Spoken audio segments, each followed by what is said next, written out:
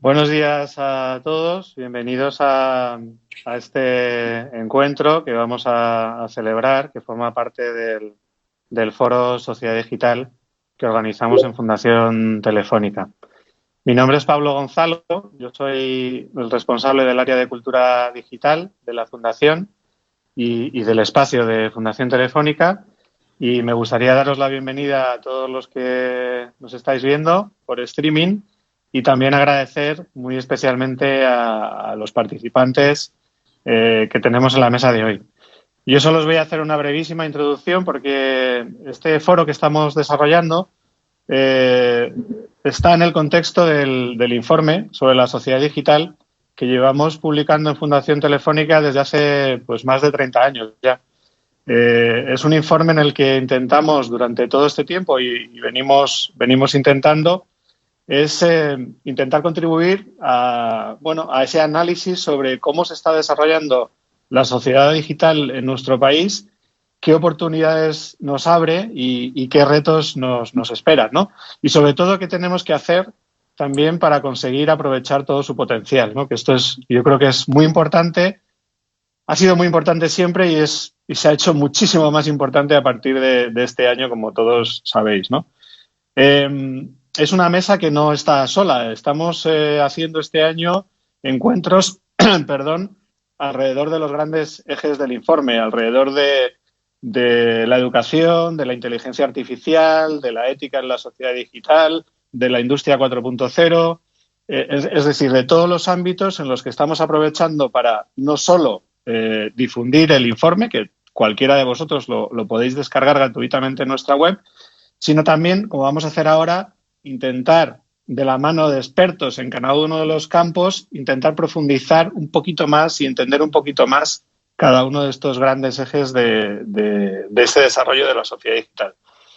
Y de lo que vamos a hablar hoy, yo creo que no puede ser más relevante, porque es de ciberseguridad y de privacidad, ¿no? Y del necesario equilibrio entre todo el potencial que tiene la tecnología para ayudarnos a resolver los problemas y para afrontar los retos que se nos presentan, pero también balanceado con la necesaria protección de los datos privados de las personas, ¿no? Y respeto a esa privacidad que es fundamental.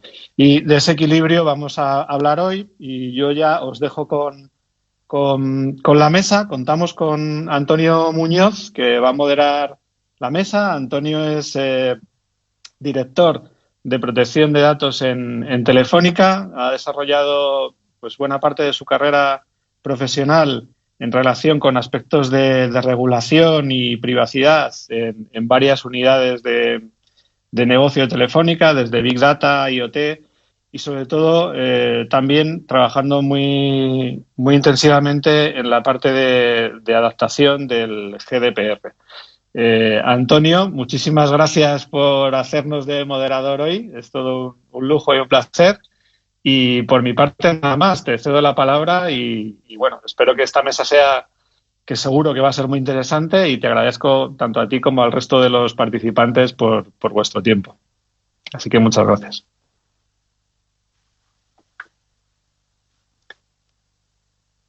Pues todo tuyo, Antonio, que creo que estás ahí. Aquí andamos. Muy bien. Muchas gracias, Pablo, por la intro y agradecer a Fundación Telefónica por la oportunidad de participar en la mesa y, como no, a los miembros de la mesa que luego presentaré a continuación. Vamos a hablar de un tema especialmente relevante, en general como todos los que se tratan en el espacio, ¿no? Pero en este caso vamos a hablar de ciberseguridad, vamos a hablar de privacidad, todo en el contexto de los tiempos de pandemia.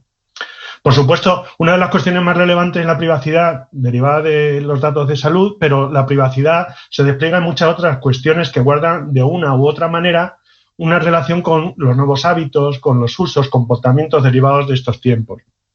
Trabajamos en casa, nos relacionamos con nuestros amigos y con nuestras familias en casa, nuestros hijos se conectan y nuestros mayores desde casa, compramos desde casa y consumimos contenidos desde casa. El uso de las tecnologías digitales nos ha ayudado mucho en esta situación a poder hacer frente con mayor o menor dificultad, pero a hacerlos compatibles con el ser relacional que llevamos dentro, ¿no? Pero esto no deja de tener una serie de consecuencias o situaciones complejas que tenemos que lidiar, ¿no? Desde el punto de vista estrictamente de la ciberseguridad como desde un punto de vista más general de la privacidad. Porque la privacidad siempre forma parte de esos binomios que se plantean cuando hablamos de salud y privacidad, innovación y privacidad, economía y privacidad. Y siempre tenemos a la privacidad como una especie de pepito grillo que nos va poniendo o nos va limitando o está intentando regular ese tipo de cuestiones o esas situaciones. Los binomios se dan, pero realmente lo más relevante es que la privacidad está ahí siempre, ¿no? Y forma parte de ese elemento de discusión. Porque al final la privacidad tiene un carácter fluido, un carácter cultural, un carácter que permite modelar este tipo de situaciones, ¿no? Y me voy simplemente a lo que dice el reglamento, el RGPD, en su considerando cuarto, cuando habla que el derecho a la protección de los datos personales no es un derecho absoluto, sino que se debe entender en relación con la función social, con la función que tiene la sociedad y en el equilibrio con otros derechos fundamentales. Y estamos hablando de esa función social, yo diría más de una función sociocultural, si queremos verlo así. Así que eso es lo que nos trae aquí y ahí dejo ese elemento de contexto para que sirva de entradilla a lo que vamos a hablar aquí. Tenemos unos magníficos miembros de la mesa. Voy a empezar a presentarlos. Tenemos a Leonardo Cervera, director del Supervisor Europeo de Protección de Datos, un experto en la materia y ejerce su responsabilidad en relación con las instituciones europeas. Es licenciado en Derecho por la Universidad de Málaga y en Derecho Europeo por la Universidad de Granada. Fue profesor de la Universidad Duke, de Carolina del Norte y posgrado en Gestión de Recursos Humanos. Es miembro de la Academia de Ciencias de Málaga. Y además se incorporó ya hace unos añitos, el año 99, a la Comisión Europea y está trabajando fundamentalmente en el ámbito de la protección de datos. Se unió al Supervisor Europeo en 2010 y fue nombrado en 2018 director. Es decir, tenemos aquí a una de las personas que más conoce el debate a nivel Bruselas y a nivel supervisor, a nivel lo que se está cocinando a nivel de la supervisión en Europa en esta materia. Tenemos también a María Loza, que es Lead Advisor de Nuevos Retos en Govertis, abogada del Colegio del Ilustre Colegio de Abogados de Barcelona, doctora en Derecho, especializada en protección de datos desde hace ya la friolera de 15 años. Es delegada de protección de datos, certificada en el Centro de Registro y Certificación de Personas de AEC y en diferentes organizaciones y entidades. Y trabaja como docente y como participante en diferentes foros, máster y posgrados relativos a la materia. Tenemos también a Noemí Brito, socia responsable del área de tecnología e innovación en CECA Magán Abogados, experta en Derecho Digital y delegada de protección de datos certificada.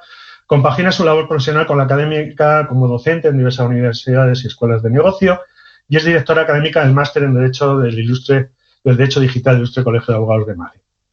Miembro de la Junta Directiva de METIC y ha sido galardonada con diversos distintivos, Best Lawyers, Iberian Lawyers, Top 60 Women in Legal Sector in Iberia. Es decir, pues vamos a aprender mucho con toda seguridad también de Noemí. Así que ya sin más preámbulos, añadir que tenemos en Twitter un tag que es el foro SDIE, lo tenéis ahí para el que quiera pues añadir alguna cuestión, preguntas o cuestión que podamos tocar en este debate.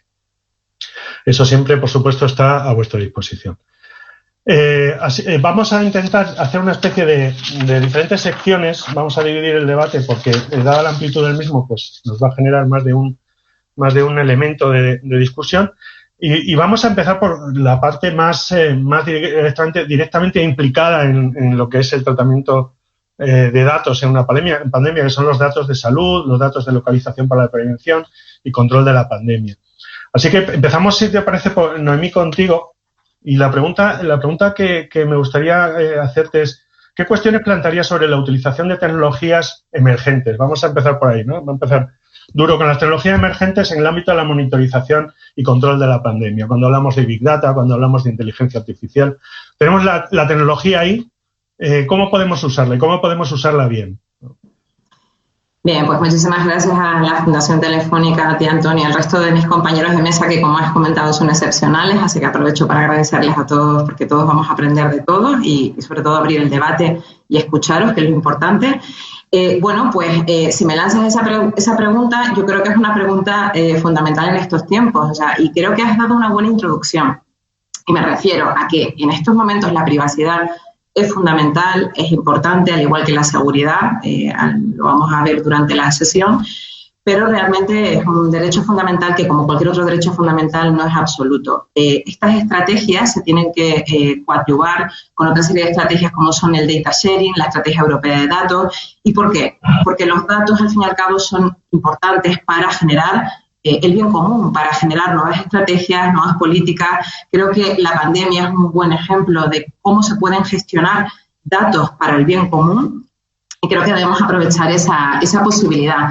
Como comentaba, la normativa protectora de datos personales debe conectarse, debe relacionarse con la normativa o las bases legales relacionadas con la libre circulación tanto de datos personales como de datos no personales, porque también son intereses legítimos. Las cosas hay que hacerlas bien, hay que hacerlas con todas las garantías posibles y desde el punto de vista de las tecnologías emergentes, que duda cabe que imprimen una serie de riesgos añadidos que hay que tenerlos en cuenta simplemente, o sea, no hay que demonizarlos, pero sí que hay que tener en cuenta que estas tecnologías per se pues implican un uso intensivo de la información personal y eso puede traer a colación, si no se han tenido en cuenta una serie de premisas a la hora de su desarrollo, de su diseño. Y yo creo que ahí tenemos mucho tema de que hablar con las nuevas directrices también del Comité Europeo de Protección de Datos en la parte de privacidad del diseño y por defecto.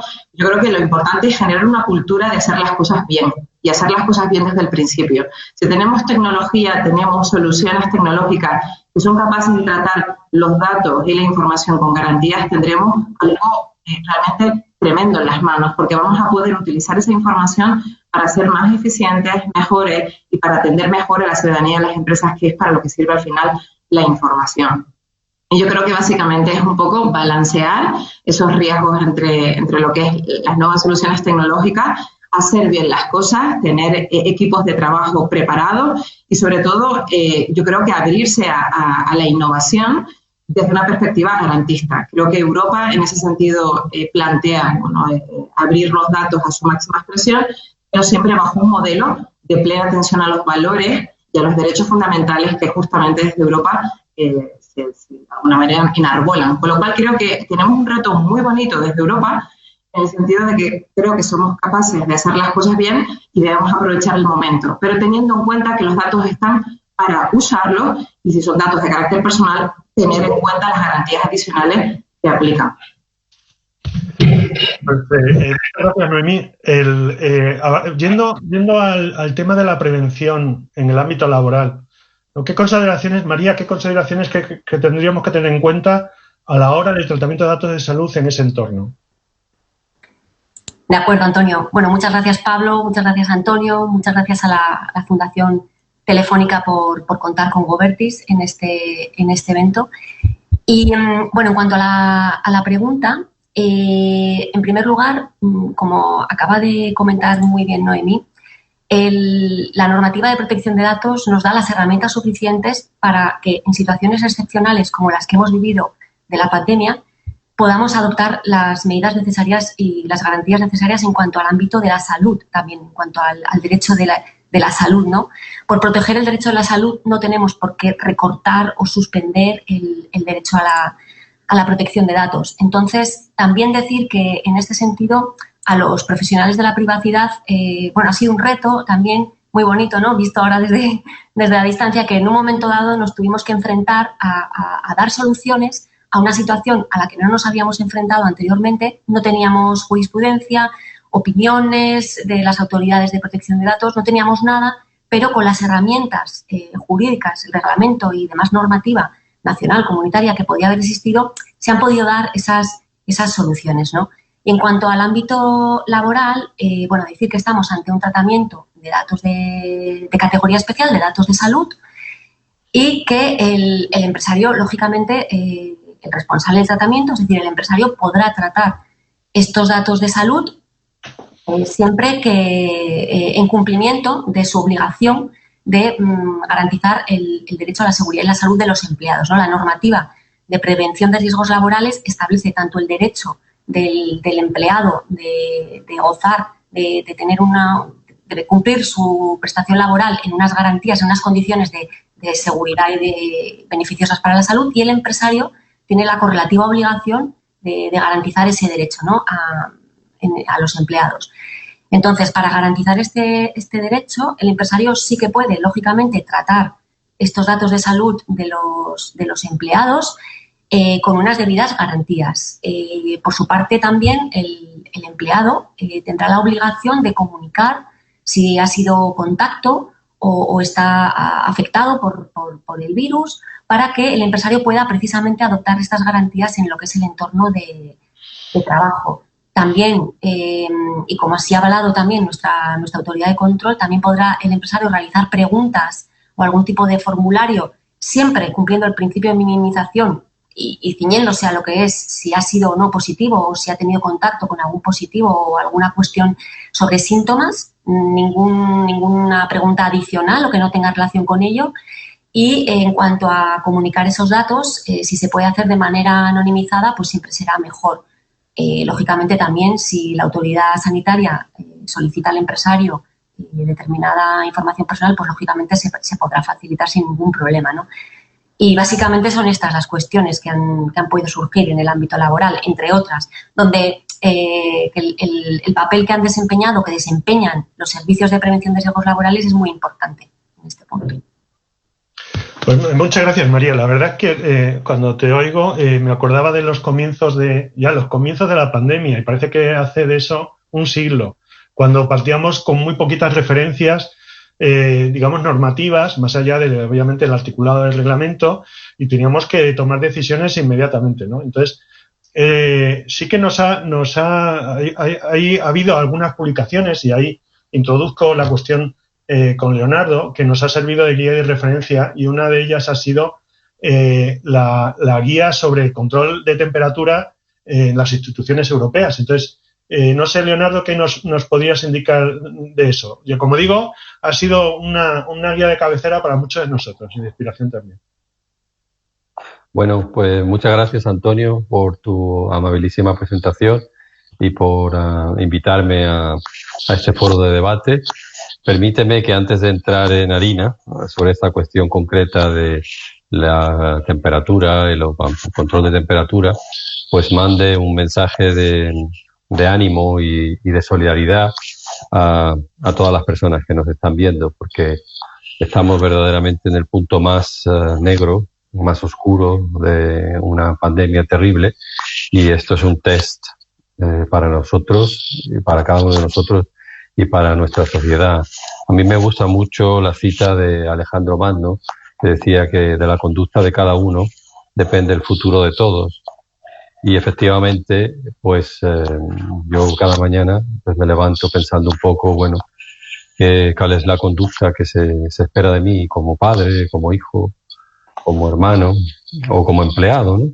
Y hoy, pues, como director del Supervisor Europeo de Protección de Datos, pues, a pesar de toda la ansiedad y todos los problemas que tenemos y los cientos de correos electrónicos que me llegan sin parar, con un montón de problemas personales y gente que está pasando mal, pues mi responsabilidad es estar aquí con vosotros, contigo, con Noemí, con María, pues reflexionando un poco sobre estas cuestiones de la pandemia y compartiendo con la gente que está ahí al otro lado nuestro conocimiento de manera altruista, a ver si podemos ayudar un poco con las reflexiones que damos aquí, sí, tanto para los DPOs como para cualquier persona que tenga interés en esos temas y quiera saber qué es lo que dice Europa sobre estos temas. La sociedad digital, y ese es el foro en el que estamos aquí, es una realidad bestial. Esto ya no es una cosita para el debate, es una cosa que se impregna en nuestras vidas, y si antes utilizábamos el Internet un poco para evadirnos de nuestra realidad, pues ahora, desgraciadamente, el Internet pues casi que nos impide ver la realidad. El ejemplo más brutal es este de los jóvenes que están ahí todos con su teléfono móvil, están todos en pandilla, pero están mirando la pantalla, ¿no? Ni siquiera se ven a ellos, ni ven el mundo que les rodea, ¿no? Y bueno, pues además de esa realidad que ya existía antes de marzo, pues ahora tenemos una pandemia que está acelerando esto y está creando unas tensiones muy fuertes. Y en nuestra responsabilidad es hacer lo correcto, y eso es lo que nos corresponde hacer. Desde el supervisor europeo, pues hemos tenido las mismas dificultades que ha tenido todo el mundo. Esto de la pandemia no nos pilló para nada preparados, y cuando empezaron a llegar las preguntas, pues ha sido muy difícil responder a las preguntas. Esta de la cuestión, por ejemplo, de control de la temperatura, pues cuando nos llegó, la reacción fue business as usual, ¿no? Pues nada, se pasa al departamento en cuestión y el departamento en cuestión abre un caso y ahora el colega en cuestión empieza a hacer disquisiciones legales. No, yo tuve que intervenir y decir, esto no es business as usual. Estamos en una situación de emergencia, ahora mismo hay que crear una task force con gente de todos los equipos y para el final de la semana tiene que haber una respuesta, ¿no? Por supuesto, la respuesta no llegó al final de la semana porque nadie tenía ni idea de cómo se había que tratar, ni esto tardó lo que tenía que haber tardado una semana, tardó un mes, pero al final salieron unas orientaciones que responden a la nueva realidad.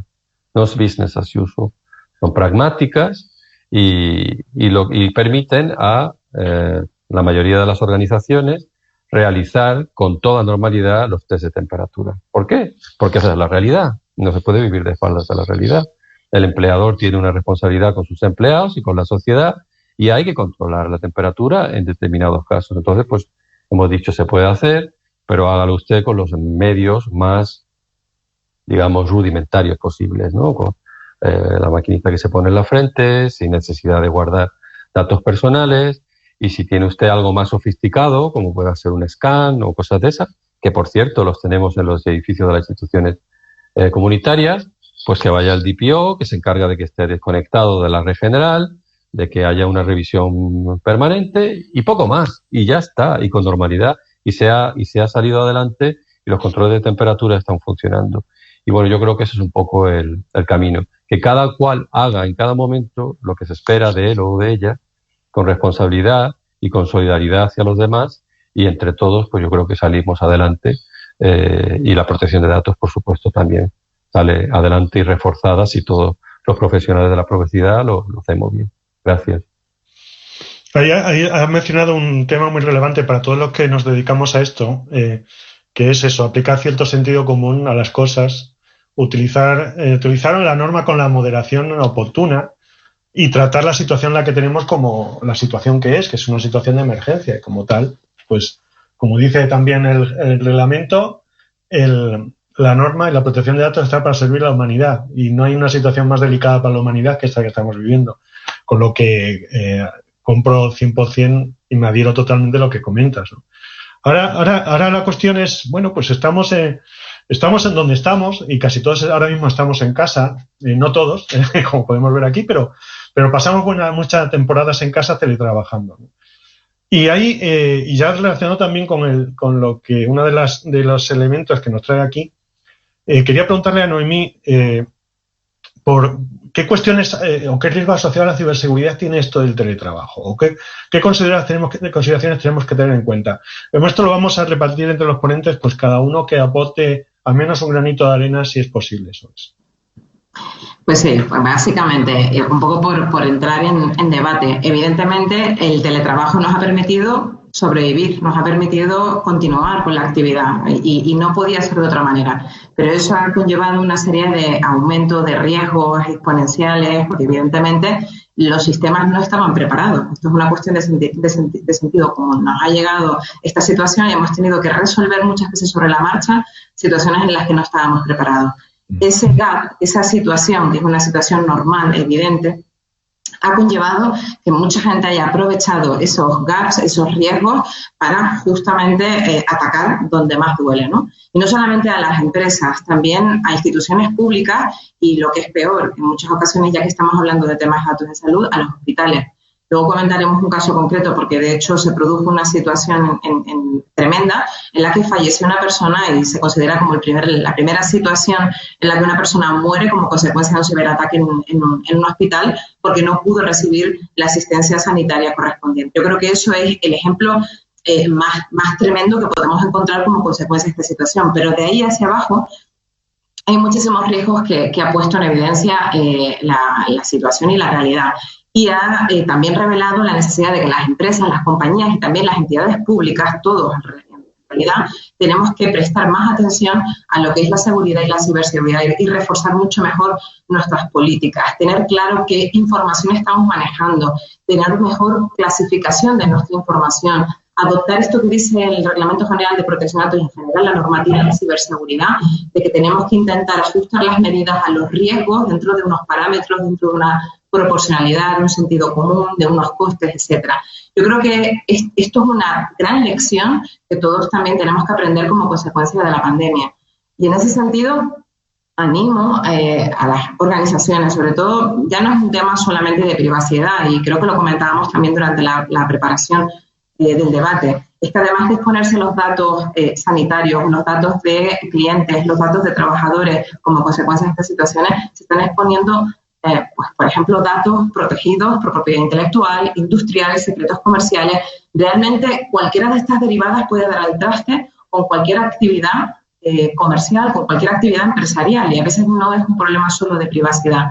Con lo cual, creo que es fundamental que aprendamos de esta situación, de que existen riesgos que justamente ahora que vamos en un entorno por necesidad cada vez más digital para poder sobrevivir, tenemos que prestar más atención y dotar de recursos lo que podamos aportar para que de alguna manera podamos clasificar mejor esta información, proteger más la misma. Sobre todo, es un tema de formación y de concienciación de nuestros trabajadores, de nuestras personas, las personas que están manejando la información dentro de las organizaciones. Y desde el punto de vista del teletrabajo, y ya me centro un poco muy rápido en eso, sí que tendríamos que tener una serie de políticas, saber qué dispositivos estamos utilizando, si vamos a permitir dispositivos privados de los usuarios, hasta qué punto y con qué garantía, los protocolos de desconexión digital, porque, insisto, las personas no pierden derecho a su bienestar personal precisamente como consecuencia. No debería ocurrir esto, con lo cual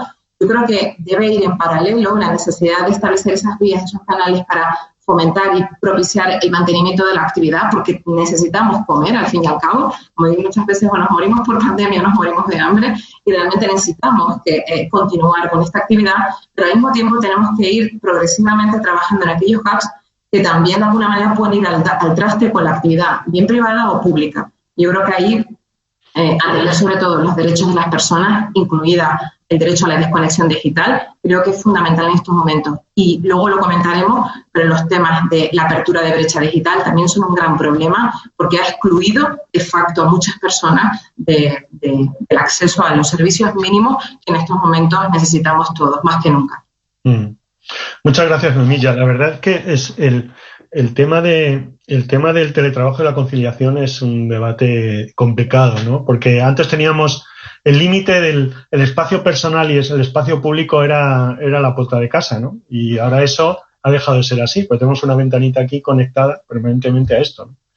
Y está haciendo además que muchas empresas, además pequeñas o medianas empresas, porque las grandes empresas al final tienen una infraestructura y una cultura de la seguridad más o menos establecida, pero hay muchísimas empresas que de repente se han tenido que tirar al teletrabajo para poder sobrevivir, sin haber estado con ninguna experiencia previa sobre eso, ¿no? Y yo me querría dirigir un poquito también a ese tipo de colectivos, ¿no? De empresas, de pequeña y mediana empresa que tiene que hacer eso, ¿no? No sé, María, ¿cómo lo ves? ¿Qué cuestiones tendríamos que tener en cuenta? Tendría que tener un empresario, un emprendedor que quiere incorporar a sus empleados al teletrabajo, pero por razones ya no solo de qué es lo que tocan los tiempos, sino también hay que subrayar por temas de eficiencia y mejor gestión, ¿no? Que yo creo que todo va combinado. Sí, efectivamente, Antonio, como comentas, el teletrabajo no es algo, bueno, además de haber sido una necesidad provocada por la situación de pandemia, no es algo que debe convivir para facilitar precisamente esa conciliación laboral y es muy importante, como comentaba también Noemí, garantizar ese derecho a la desconexión digital, ¿no? Sobre todo conforme va haciéndose más borrosa esa línea que separa la vida laboral de lo que es la vida personal. Y esto es una obligación también para los empresarios. Sobre las políticas de teletrabajo, la pandemia lo que hizo fue que como comentaba Noemí, que las empresas tuviesen que lanzarse rápidamente y sin quizá tener ese periodo de reflexión y de evaluación calmada para poder instaurar un servicio de teletrabajo, pero ahora sí que podemos aprender de lo que ha pasado y hacer las cosas bien. Y hacer las cosas bien pasa por establecer una política, dentro de esta política general de seguridad que comentaba Noemí, establecer una política específica para lo que es las situaciones de teletrabajo. En esa política, además de establecer obviamente las medidas de seguridad que se han de cumplir, se deben establecer cuáles son los accesos o cómo se ha de permitir ese acceso por parte del empleado a la información, ¿no? En este sentido, se ha de valorar cuáles son las plataformas que se van a utilizar para el teletrabajo, ¿no? Aquí hay una obligación general, es una obligación general que establece el Reglamento de Protección de Datos de tener una diligencia en la elección del proveedor, ¿no? Y más si cabe cuando estamos hablando de herramientas para el teletrabajo. Entonces, además de elegir proveedores confiables a nivel de protección de datos, habrá que firmar con ellos, obviamente, el correspondiente contrato de encargo del tratamiento. Es decir, tendremos que evitar utilizar sistemas que no son seguros, ¿no? Que no son ciberseguros, por decirlo de alguna manera. Por otro lado, estas políticas de teletrabajo también tienen que establecer qué dispositivos, como ha mencionado Noemí, son permitidos para el teletrabajo. Si únicamente deberán utilizarse dispositivos corporativos o se permite el uso de dispositivos personales, ¿no? Lo que se conoce como el Bring Your Own Device, ¿no? Que el trabajador utilice su propio dispositivo personal para cumplir con la prestación laboral. En el caso de los dispositivos corporativos es un beneficio a nivel de seguridad para la empresa porque puede controlar, puede securizar debidamente esos equipos y establecer que solamente pues, se abran los puertos y las comunicaciones necesarias, etcétera, ¿no? El antivirus actualizado, el sistema operativo actualizado, etcétera. Cosa que con los dispositivos personales pues es un pelín quizá más complicado, pero en el caso de los dispositivos personales, en primer lugar, se tendrá que autorizar por parte de la empresa que se puedan utilizar y en caso de que se permitan con estas medidas de seguridad. Estas políticas de teletrabajo también tendrán que establecer cuáles serán los controles que se realicen en su caso por parte del empresario por el uso de las herramientas que hagan los trabajadores, si es así, o los controles que haga a nivel de seguridad, porque también es muy importante que la empresa monitorice los accesos que se están realizando para ver si hay algún acceso indebido o si los perfiles de acceso han sido alterados de alguna manera. La empresa tiene esa obligación de velar preventivamente porque las medidas de seguridad se estén cumpliendo en ese acceso remoto. Y, por último, que los perfiles de acceso de los trabajadores a la información que puede incluir datos personales o no, pero que esos accesos sean adecuados, es decir, que se correspondan con lo que es el principio del mínimo acceso, ¿no? Que accedan a lo que el trabajador debe acceder y no a más, ¿no? Incluso si no hubiese dispositivos corporativos, incluso se podría restringir este acceso a la información en función de la valoración que haga la empresa de esta seguridad en el acceso o no. Estas son las cuestiones un poco que deberían valorarse en lo que es una política de teletrabajo que es imprescindible.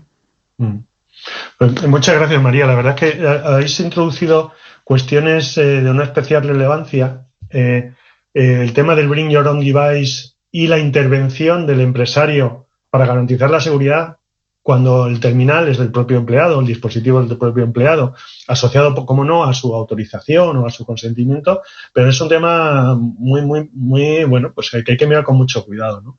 Ahora, añado a eso que estáis comentando el tema del phishing, ¿no? Como estamos más tiempos conectados, estamos más, podemos recibir incluso más información de terceros que consideramos confiables en nuestro ámbito laboral, porque nuestro ámbito laboral ya no es físico. Y me consta que el phishing pues ahora mismo se ha convertido en una problemática todavía más relevante, si no lo era, ¿no?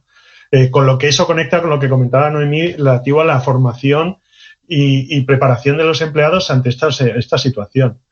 Leonardo, desde el punto de vista de las instituciones europeas, entiendo que esto también es una problemática. Entiendo también que los empleados y funcionarios de las instituciones también trabajan en casa y os habéis planteado este tipo de cuestiones, ¿no? Y estas amenazas o debilidades que puede tener esto. ¿Cómo lo veis? Bueno, pues esto del teletrabajo, esto es un cambio extraordinario. Y si alguien me hubiera dicho hace un año lo mucho que iba a echar de menos mi oficina, pues no me lo hubiera creído, pero verdaderamente yo vivo cerca de, vamos, en lo que se llama el barrio europeo, ¿no? Donde están las instituciones europeas. Y bueno, como soy español, pues me gusta tener mi casa cerca del trabajo, ya sabes. Y podría estar en mi oficina, que es enorme y fantástica, y no puedo, porque tengo que dar ejemplo, porque no queremos que la gente vaya a la oficina. Entonces estoy aquí en mi casa, fastidiado, pensando que en cualquier momento puede entrar la limpiadora, y no estoy bien, no estoy a gusto, pero es lo que hay y ya está, y tenemos que adaptarnos a esto.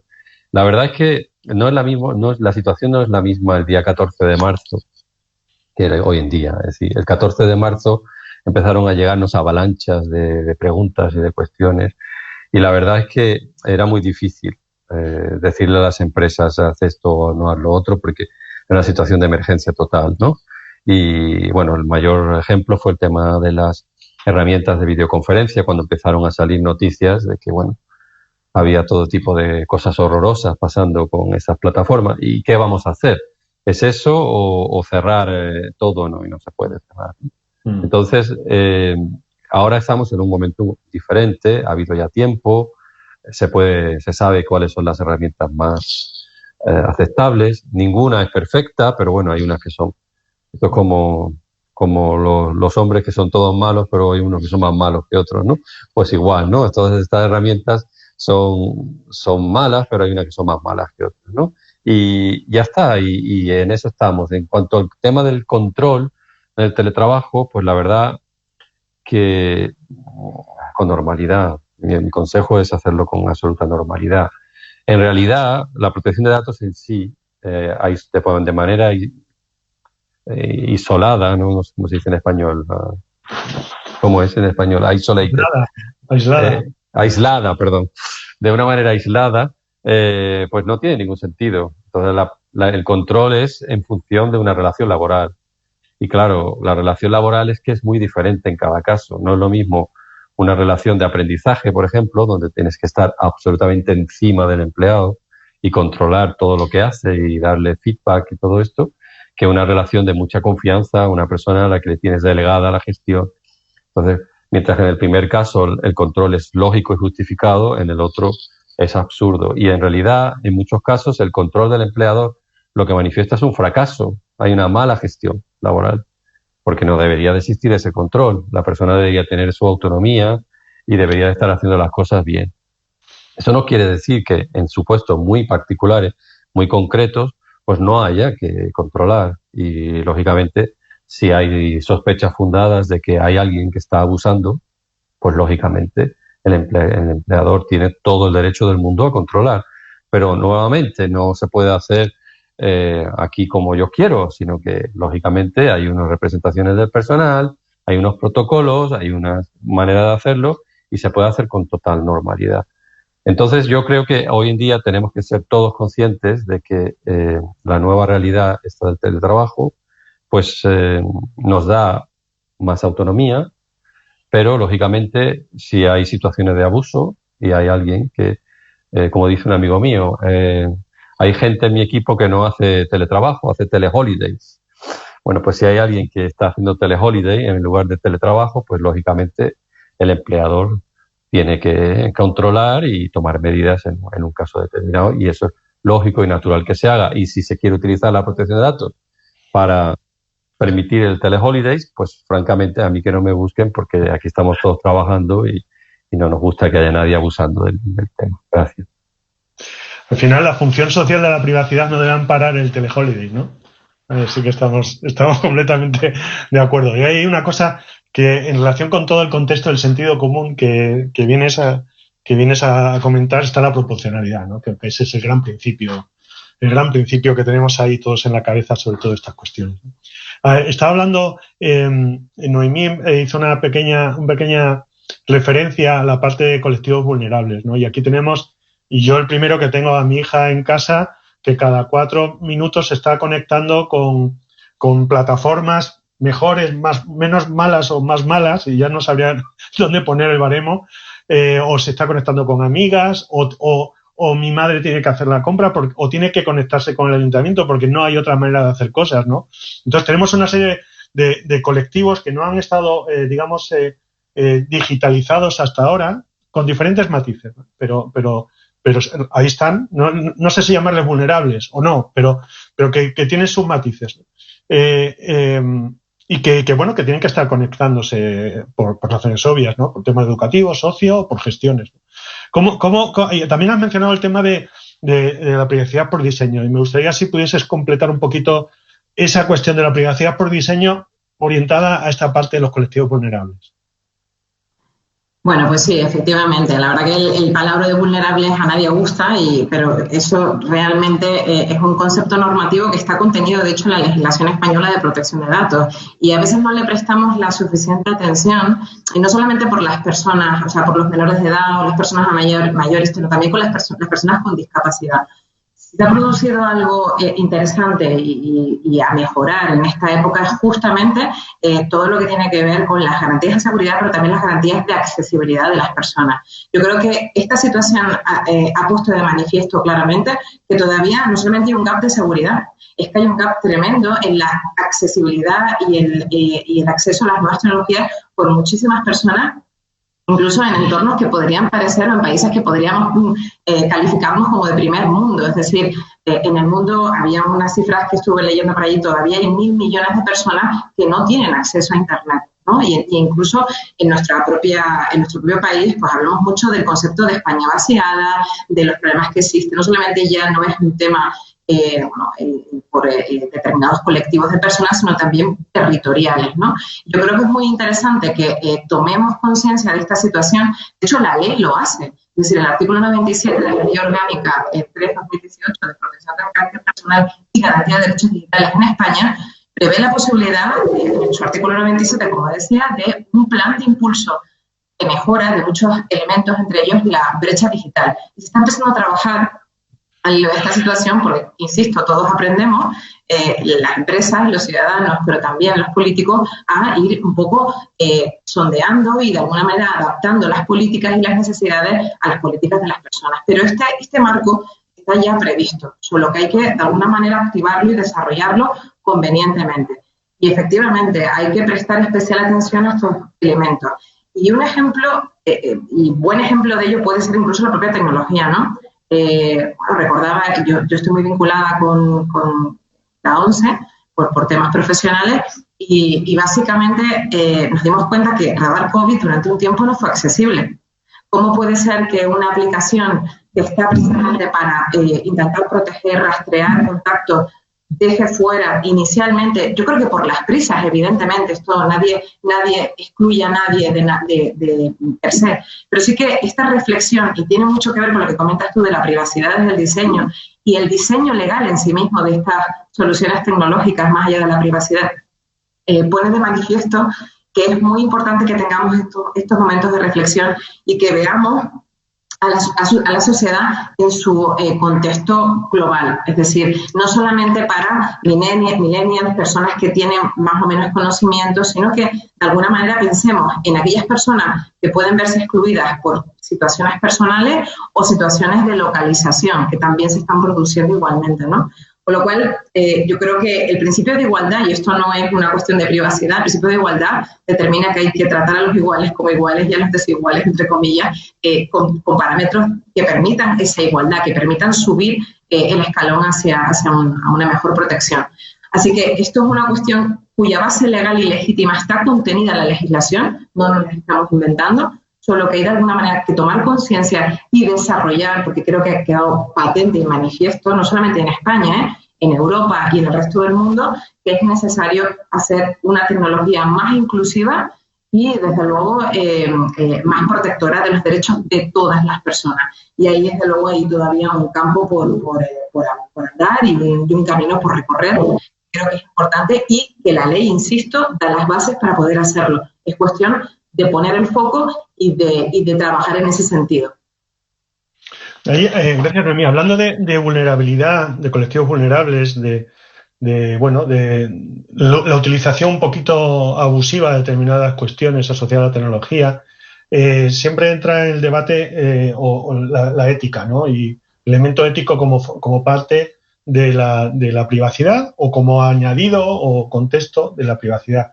Y siempre ha sido un faro bastante relevante el Supervisor Europeo de Protección de Datos, que ya en 2015, cuando empezaban todos estos debates, y yo creo que a la mano de Giovanni Buttarelli, que en paz descanse, que fue un auténtico promotor de la ética de los datos, creo que en estos momentos, y corrígeme Leonardo si me equivoco, tiene o puede tener un factor muy, muy relevante. Cuando hablamos de data ethics, como hablan los que saben, ¿no?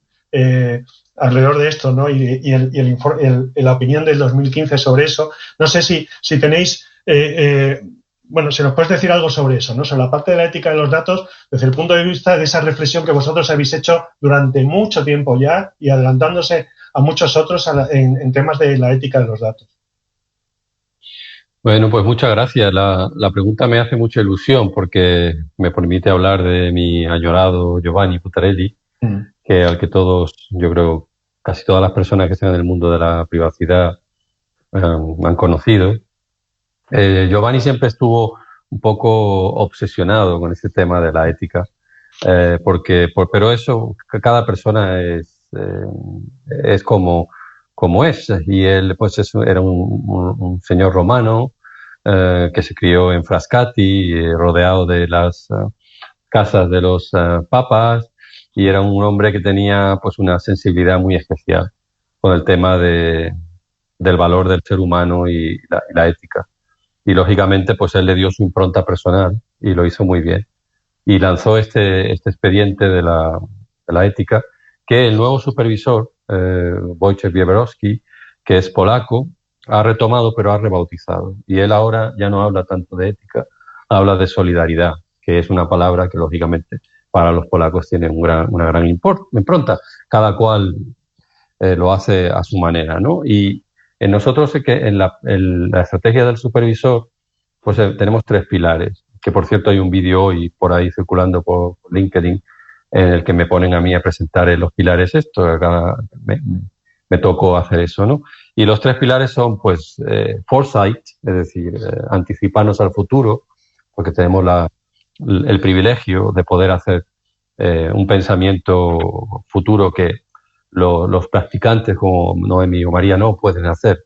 Vosotros estáis ahí en la trinchera, o tú también, Antonio, estáis ahí en la trinchera al día a día con las cuestiones prácticas y no podéis permitir el lujo de iros ahí a una habitación con 3 científicos de Cambridge a reflexionar sobre el futuro de eso, no. Pero nosotros tenemos esa suerte, entonces esa es nuestra responsabilidad porque tenemos esa suerte.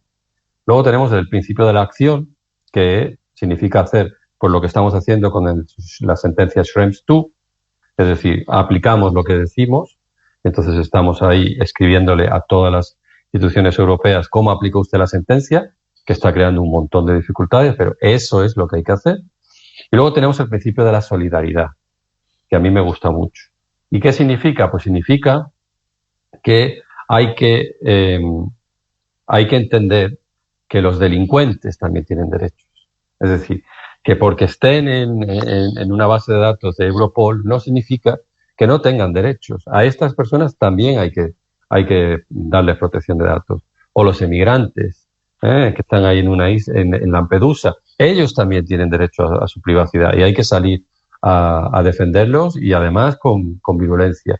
Y no digamos ya el caso de las personas con discapacidad, ¿no? Que Noemí ha mencionado. Yo también he trabajado totalmente altruistamente con la Fundación 11, y es que verdaderamente el respeto de la privacidad de las personas con discapacidad, sobre todo con discapacidad intelectual, es fundamental. Es algo que no se puede quedar en el camino. Entonces, bueno, pues nosotros estamos ahí en esa pelea con realismo, porque verdaderamente los recursos que hay son pocos y lo que se puede hacer es, pero pasito a pasito, pues hay que ir incidiendo en eso, y por eso me alegro mucho de que lo hayas metido en el debate y que por lo menos se mencione. Antonio, gracias. Sí, no, así es. Yo creo que eso tenemos que tenerlo. Incluso los que están o estamos metidos en la trinchera, no debemos nunca perder esa perspectiva, porque enriquece muchísimo el debate y la argumentación y la motivación sobre todo, ¿no? Yendo un poco de trinchera, estábamos hablando hemos hablado de colectivos vulnerables. Yo no consideraría a los estudiantes un colectivo vulnerable, o sí, no lo sé, pero sí que hay una parte importante y que ha generado cierto debate, y yo creo que es bueno hacer algún tipo de mención a eso, el tema de la teleeducación en el ámbito universitario generalmente, o en el ámbito de los exámenes, la autenticación para entrar a ese tipo de plataformas. No sé, María, si nos puedes ilustrar un poquito sobre ese tema. Sí, pero yo creo que el tema de la educación a distancia, la teleeducación, hace que surjan dos grandes temas, ¿no? Uno es, en consonancia con lo que decía Noemí, esa brecha digital de los alumnos que no tienen los medios para poder acceder a esa educación a distancia. ¿Y por qué es importante? Porque va a crear esa desigualdad entre los menores que tengan acceso a esos medios y los que no. Y tenemos cifras del INE, del Instituto Nacional de Estadística, del año pasado, que indican que, si bien la mayoría de hogares con menores disponen de conexión a Internet, son más los que no disponen de dispositivos para poder acceder a Internet. Entonces, esto es importante porque va al hilo de lo que comentabais anteriormente del término vulnerable, coloca al menor en una situación de vulnerabilidad porque no estaría familiarizado con todos los riesgos que implica Internet y también, por lo tanto, afecta, además de al libre desarrollo de su personalidad, a lo que es su privacidad, ¿no? Al saber defenderse en un medio como Internet. Y por otro lado, lo que comentabas, Antonio, de los exámenes online, aquí ha sido una cuestión bastante, ante la inminencia de los exámenes en la pandemia, que hubo que solventar, ¿no? Entonces, como cuestiones importantes sería, en primer lugar, el tema de la autenticación del estudiante. Si es suficiente con una autenticación como cuando accedemos a cualquier aplicación, o se pueden utilizar sistemas de reconocimiento facial o sistemas que controlen si el alumno está copiando, por ejemplo. En este sentido, hay que tener en cuenta que en cuanto al uso de técnicas de reconocimiento facial, sirven, además de para la autenticación, para realizar un seguimiento, un análisis del comportamiento del alumno, porque también no solo es importante la autenticación al comenzar el examen, sino que no sea sustituido por otra persona mientras está haciendo el examen o cualquier tipo de infracción en lo que son las normas de realización del examen, ¿no? Entonces, las técnicas de reconocimiento que impliquen tratamiento de datos biométricos son importantes tanto como para la autenticación como para ese análisis o ese perfilado en cuanto al discurso del examen, ¿no? En cuanto al tratamiento de datos de reconocimiento facial, al implicar una identificación del alumno, podríamos estaríamos ante categorías especiales de datos, ¿no? Al mismo nivel que los datos de salud, por ejemplo. Y entonces aquí podríamos tratar esos datos en base al consentimiento del alumno, pero aquí sería importante cómo se obtiene ese consentimiento, es decir, que sea un consentimiento libre y que, por lo tanto, se le ofrezca otra alternativa, y esta otra alternativa ha de ser igual a nivel de duración y de dificultad, porque si no, no estaríamos ofreciendo una alternativa o un consentimiento libre, porque no olvidemos que el alumno y la universidad no es una relación de igual a igual. Esto en cuanto al consentimiento. También podría barajarse el tratamiento de categorías especiales de datos en base a ese interés público esencial, pero en este caso necesitaríamos, según se ha pronunciado la Agencia Española de Protección de Datos, una base de legitimación normativa con rango de ley que así lo establezca y además que introduzca las garantías necesarias para poder realizar ese tratamiento.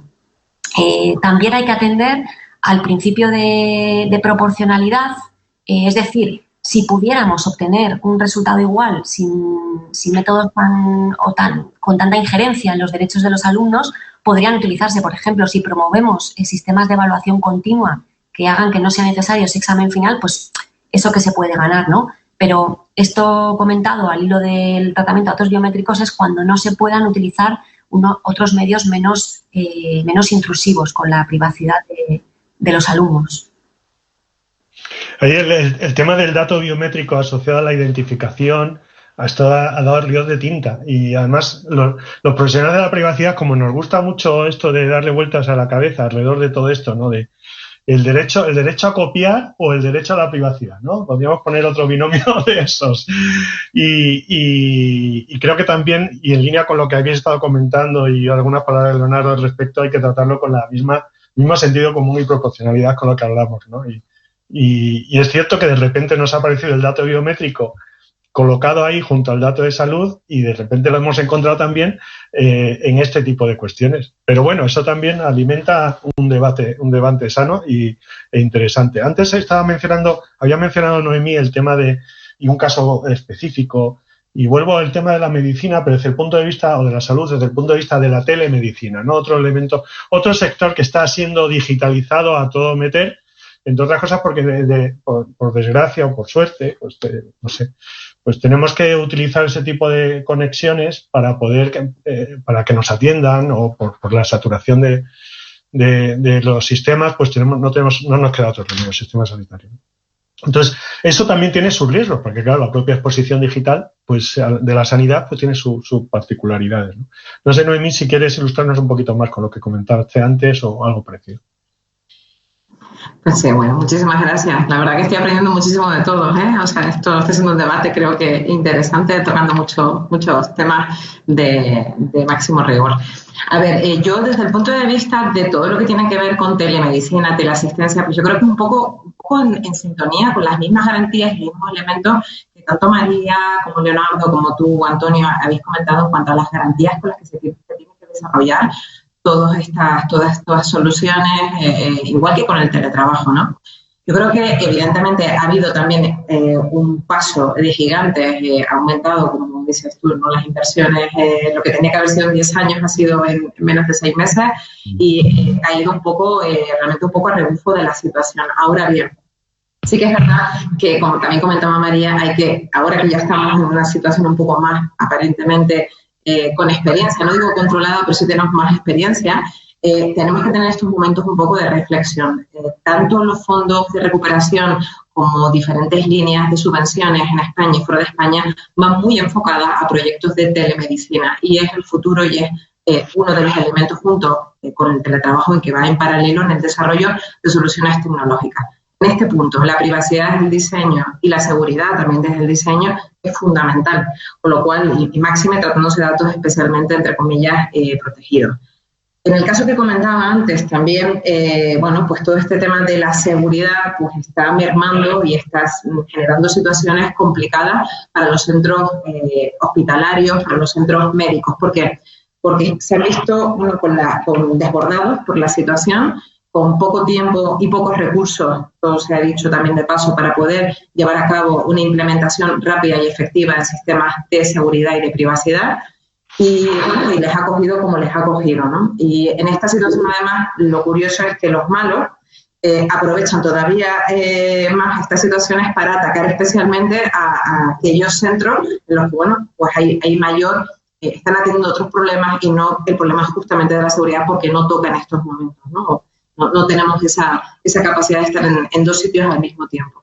Entonces, se ha producido un incremento exponencial de todo lo que son los ataques a centros hospitalarios, centros médicos, y se ha producido la primera situación en Alemania, como comentaba, que se ha calificado como la primera muerte como consecuencia de un ciberataque, ¿no? Una persona que necesitaba una atención médica en cuidados intensivos, justamente al hilo también de la pandemia, y no llegó a tiempo a ser trasladado a otro hospital porque bueno, hubo un ciberataque y los sistemas fallaron. Esto nos puede ocurrir a todos y en cualquier lugar, ¿no? Esto no es una cuestión solo de Alemania, de Europa, esto es una situación que puede ocurrir y que es algo muy real. No es algo que estemos contando en ninguna película y tenemos que tomar también conciencia de esa situación. Sí que quiero de alguna manera poner, porque muchos de estos centros son centros públicos y muchas veces, y lo digo porque también se preguntaba muchas veces en la pandemia, pasar datos médicos, datos de salud a los públicos, ¿qué va a pasar con mis datos y luego los van a compartir con privados? Yo en este punto quiero lanzar una lanza en favor también de las entidades públicas y de sus políticas de seguridad, que evidentemente hay camino por recorrer, eso está claro, pero que tengamos en cuenta que las entidades públicas, al menos en España y en otros países también, tienen normativa de seguridad reforzada. Entonces, yo creo que es importante que empecemos también los ciudadanos a tener un poco más de confianza y aportar esa información que realmente necesitamos para hacer cosas y prevenir mejor y atacar de forma más efectiva a un problema que nos afecta a todos, ¿no? Y simplemente por no dejarnos en el tintero, que antes, bueno, pues pasamos y no lo comenté, deciros que también, porque muchas veces vamos a dirigirnos a personas y a autónomos o pymes que nos están escuchando en estos momentos y que dicen, bueno, esto está muy bien en teoría, son grandes palabras, muy elocuentes, es una realidad, pero ¿con qué recursos cuento yo para intentar hacer las cosas un poquito mejor? Y quiero en este punto decir que tanto la Agencia Española de Protección de Datos como el Instituto Nacional de Ciberseguridad en España ofrecen herramientas gratuitas de concienciación a los trabajadores, de evaluación de riesgo. Creo que es muy importante que tanto como ciudadanos como empresas veamos qué se están haciendo y qué puedo reaprovechar en este punto. Porque hay recursos gratuitos, insisto, para poder de alguna manera mejorar los sistemas de seguridad, los sistemas de formación y de concienciación. Simplemente un poco comentarlo al hilo, porque da igual que estemos hablando de teletrabajo, que estemos hablando de telemedicina, esto es fundamental, saber qué puedo hacer en mi pequeña escala, pero qué debo hacer, no dejar de hacer por no saber o por no tener los recursos para poder hacerlo. Yo creo que ese mensaje de, bueno, ahí estamos, tenemos que confiar en los sistemas y protocolos que se están reforzando en materia de seguridad, del sistema sanitario, etcétera, ¿no?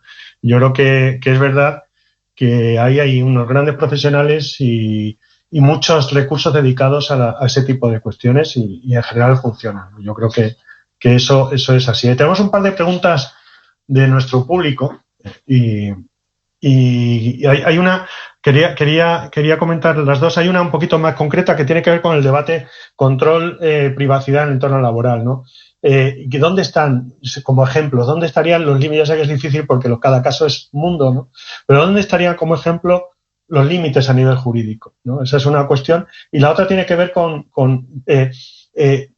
¿dónde estaría presente este tipo de cuestiones en los textos que hablan de la desconexión, textos legales que hablan de la desconexión digital, ¿no? Y ahí entiendo que se está refiriendo a la LOPD y etcétera, ¿no? En los artículos 60 y tantos que hablan de las 3 o 4 cuestiones legales. Os dejo, no sé si alguno de la mesa quiere responder a eso, o todos, o como vosotros buenamente queráis, ¿no? Pero yo creo que la cuestión es, oye, ¿dónde están esos límites al control empresarial? Bueno, recojo por mi parte la primera parte de la pregunta en cuanto a los límites jurídicos, ¿no?, que se establecen a la hora de que en el ámbito laboral, ¿no? Pues lamentablemente la respuesta no puede ser un blanco ni negro, ¿no? Porque desde el momento que hablamos de principio de proporcionalidad, de principio de minimización, pues hay que valorarlo caso a caso, ¿no? Pero cuando en el entorno laboral, no olvidemos, por recomendación, por ejemplo, del Servicio de Prevención de Riesgos Laborales, se recomienda la adopción de una medida sanitaria, como por ejemplo puede ser la toma de temperatura, se debe realizar la correspondiente evaluación de impacto y es en esta evaluación de impacto donde se va a valorar todas estas cuestiones, ¿no? Si se obtiene pues una persona que da, pues a partir desde qué grado de temperatura consideraremos que ya o vamos a impedir la entrada, cómo lo vamos a comunicar concretamente, etcétera. Todos estos límites los vamos a valorar en esa evaluación de impacto, ¿no? Y el principio de minimización también marca mucho el tratamiento de esos datos que se pueda realizar por parte del empresario, única y exclusivamente lo que sea necesario para dar cumplimiento a esa obligación de garantizar la seguridad y la salud de los trabajadores. Esto es un poco lo que yo considero. No sé si Noemí o Leonardo quieren añadir algo al respecto. Seguramente sí. Yo os dejo esto a los profesionales de la trinchera, porque además es un tema netamente español del que yo realmente no tengo tanto conocimiento. Gracias. Bueno, continúa, Noemí.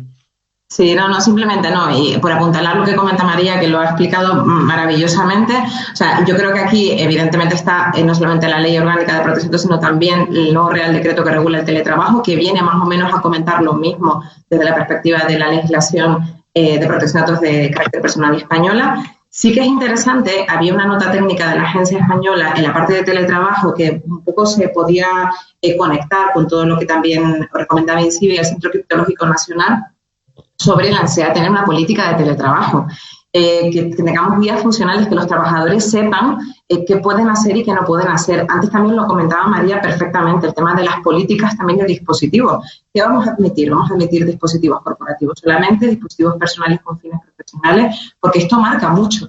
De hecho, la normativa de teletrabajo te viene a decir que no puedes tampoco instalar, así de forma ¿no? obligada, aplicaciones en los dispositivos personales, ¿no? Entonces, yo creo que esto también es un tema desconocido que tenemos que ir un poco también trabajando. Y junto a ese protocolo o esos manuales de teletrabajo, muy importante también tener un protocolo de desconexión digital en paralelo.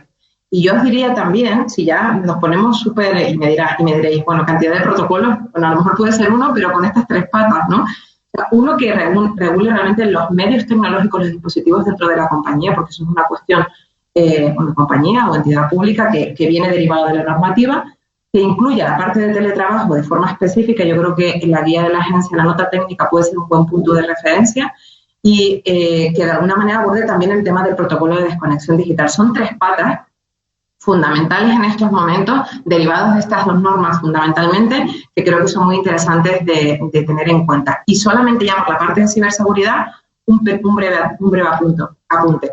Los protocolos de guías de brechas de seguridad de la información, en el caso de este personal, yo creo que, y os doy esa pincelada técnica práctica, tendríamos que abrirlos un poco más para integrar la parte de datos y la parte de seguridad de la información pura, porque no todo incidente tiene que ver en estos momentos con datos de carácter personal. Entonces, bueno, sabemos que tenemos diversas normativas, pero por abrir un poco la cabeza de que, como estamos hablando de brechas y estamos hablando de ciberseguridad en este evento, es muy importante que tengamos un buen protocolo integral de brechas de seguridad de la información, ya sea personal o no personal, que los trabajadores y las personas que están afectadas sepan cómo actuar. Podemos tener un protocolo buenísimo, pero no sabemos cómo aplicarlo y eso es como no tener nada, ¿no? Así que, bueno, solamente por apuntar a ese punto.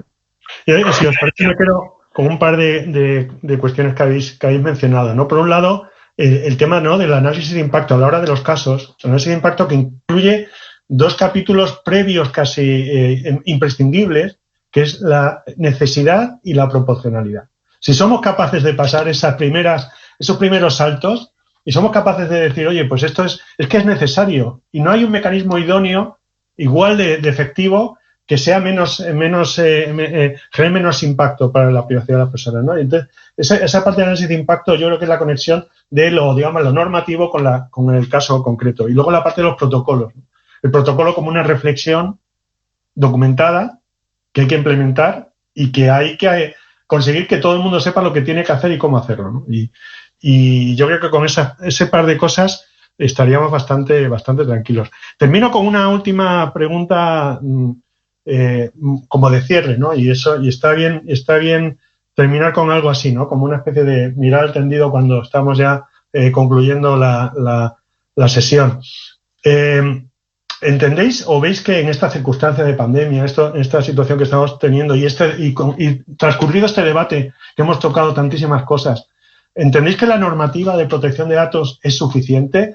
¿Es suficiente para gestionar desde el punto de vista de privacidad todas las cuestiones que nos están surgiendo? Necesitamos, y esta es una pregunta que lanzo de forma, prefiero que me digáis que no, pero necesitamos más normativa para cumplir con todo esto desde el punto de vista de privacidad, o ¿cómo acotar ese tipo de cuestiones que la tozudez del día a día nos está sacando, ¿no? Que nos genera, ¿no? Y vuelvo a la parte de la trinchera, pero conectándole con esa parte más normativa y más de alto nivel.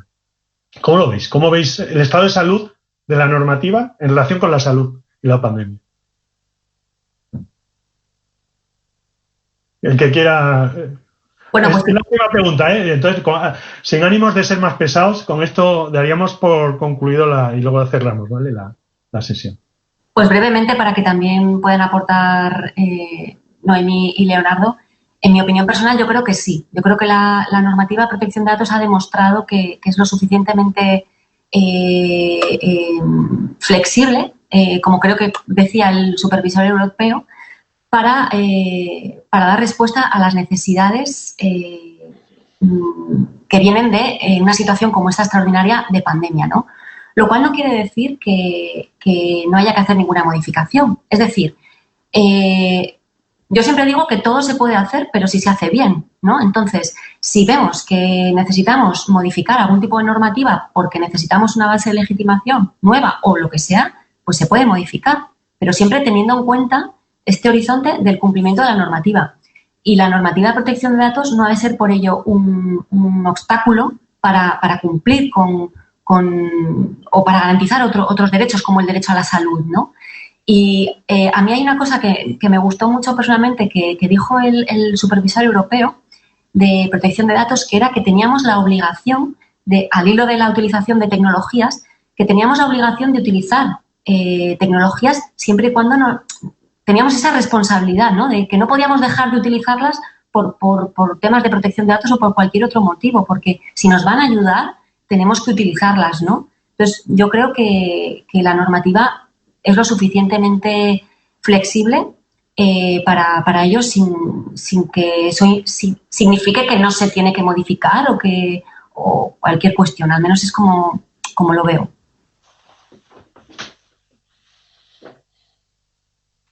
¿A una aportación? Bueno, yo un poco por sumar, yo creo que lo comenté diciendo al principio, o sea, es decir, estamos en un mundo conectado y en Europa tenemos distintas estrategias que son igual de legítimas, ¿no? Tenemos la estrategia europea de datos, el mercado único de datos, están todas las estrategias de data sharing que son buenísimas desde la perspectiva de espacios de colaboración público-privado, se están hablando de los espacios comunes de datos para poder mejorar la investigación y los proyectos y las iniciativas para poder avanzar y ser, entre comillas, también líderes en Europa a nivel tecnológico también, es decir, y esto fluye y es posible gracias a los datos, con lo cual creo que la cuestión es darle un poco la vuelta, es decir, la normativa es lo suficientemente flexible, creo que no hace falta más normativa, porque todavía no hemos sido capaces de absorber, sinceramente, en la normativa actual, no se termina de conocer muy bien, están saliendo siempre muchas directrices interpretativas que a veces nos vuelven locos en las trincheras, ¿no? En ese sentido, porque una cosa dice uno, otra, y bueno, y entendemos también que esa labor de reflexión lleva su tiempo, pero el día a día nos requiere mucha acción, ¿no? Entonces, bueno, en ese sentido creo que todavía hay mucho marco para desarrollar, mucho marco para absorber por ciudadanos y por empresas, sobre todo poner ese punto de sentido común, es decir, si queremos ser líderes en Europa a nivel tecnológico, queremos desarrollar proyectos que también son legítimos a nivel de salud, a nivel de medioambientalmente hablando, de diferentes espacios que también son importantes y que requieren de datos, tenemos que liberar esos datos. Y una cosa importante, el Reglamento General de Protección de Datos de carácter personal es Reglamento General de Protección de carácter personal y de libre circulación de los datos personales. Y esto también es un tema que siempre olvidamos desde la perspectiva de protección de datos y que tenemos que saber que el propio reglamento, con garantías, permite la liberación de la información, permite la aplicación de la norma. Con lo cual creo que es algo que no podemos perder de vista si queremos desarrollarnos como sociedad y vivir en este mundo que está conectado. No podemos poner puertas al dato, diría, y cerraría la frase un poco en ese sentido, ¿no? Guiarlo con garantías sí, pero ponerle puertas no podemos, lamentablemente. Muchas gracias. Leonardo, tienes la última palabra. Bueno, gracias. Verdaderamente las intervenciones de María y Noemí han sido muy buenas. Parece que estáis trabajando en Bruselas, desde luego, estáis súper al día de lo que se cuece aquí en las cocinas de la Unión. Yo siempre le digo a mi gente que el que se crea que porque se pone más duro está haciendo mejor su trabajo, se ha equivocado. Yo creo que eso es una percepción muy antigua de la protección de datos que ya no tiene ninguna lógica, que yo no estoy totalmente estoy totalmente en desacuerdo cuando empieza a percibirse el DPO como el pesado o mira, ya está aquí otra vez poniendo problemas. No. Ese hombre o esa mujer no está haciendo bien su trabajo. Hay que darle la vuelta, como bien ha dicho Noemí, a la protección de datos y hacerla útil como un factor de compatibilidad, de competitividad y de mejoría de los procesos de la empresa, porque es evidente, porque la protección de datos al fin y al cabo lo que es buen data management, de eso es lo que estamos hablando y ya está. Entonces, bueno, pues en materia de salud en particular, no ya solo por el tema de la pandemia, sino en general, pues se está haciendo mucho. Ahí sí que hay alguna iniciativa legislativa, pero para liberalizar la cosa, para fomentar ese negocio legítimo que hay ahí, que puede ser una fuente importante de prosperidad para mucha gente en Europa y que los europeos podemos hacer mejor que en otras regiones del planeta. Nosotros sabemos tratar esos datos sensibles con un nivel que posiblemente en otras regiones del planeta no saben. Por lo tanto, hay que fomentar eso y el supervisor siempre estará por eso. Me gusta mucho que os quedarais con eso, creo que ha sido María que lo ha dicho, cuando Wojciech Wiebrowski dijo aquello de no solamente no hay que parar la tecnología, sino que tenéis la obligación de utilizar la tecnología. Eso es algo que Wojciech y yo hablamos en mitad de la convulsa primera oleada y que es verdad, es que la tecnología, si salva vidas, pues bienvenida sea, y si hay algún efecto, pues el tema de la protección de datos, pues lo vamos mirando, pero no se debe de presentar nunca la protección de datos como un obstáculo en la lucha contra la pandemia. Y bueno, como me has dado la última palabra, Antonio, pues aprovecho verdaderamente para agradecerte la oportunidad que me das de explicar un poco al público español lo que humildemente intentamos hacer desde Bruselas, animar muchísimo a la comunidad de DPO española, que es líder en el mundo.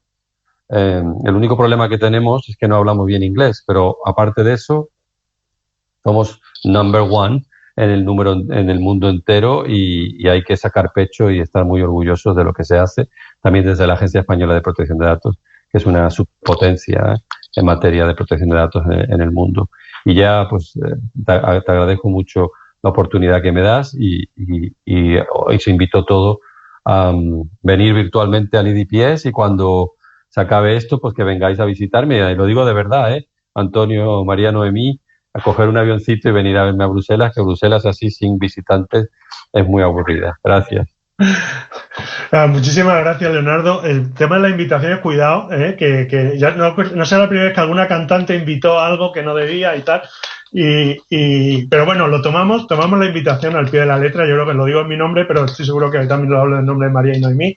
Y simplemente pues concluir con esto, ¿no? Con esto que has dicho, la importancia que tiene la privacidad entendida de forma normal y corriente, ¿no? Desde el punto de vista de la tecnología, de lo que se nos viene encima y de aquí estamos, eliminar esos binomios que hablaba al principio, ¿no? Eso siempre nos están poniendo en contra de algo, ¿no? De la innovación, de seguridad, de la economía. No, estamos acompañando a esto y yo creo que tu reflexión también con la reflexión de Noemí y María, yo creo que ha sido un debate extraordinariamente útil e interesante desde un punto de vista no solo para comunicar qué es la privacidad o cómo entendemos nosotros la privacidad, cada cabecita tiene un entendimiento de eso diferente, pero poner en común ese entendimiento de la privacidad y cómo la privacidad de forma eficiente puede ayudar a todos a vivir mejor y a vivir de una forma tecnológicamente sostenible. Así que bueno, concluyo, si os parece así, ya me están avisando de que estamos fuera de tiempo, lo cual es buena cosa, ¿no? No quería, hubiese sido peor que no hubiésemos quedado cortos. Creo que podemos estar hablando otra hora fácilmente de esto, con algo más con algún elemento adicional, pero yo creo que podríamos seguir bastante tiempo y seguiremos con la invitación de Leonardo, seguiremos hablando de eso con toda seguridad.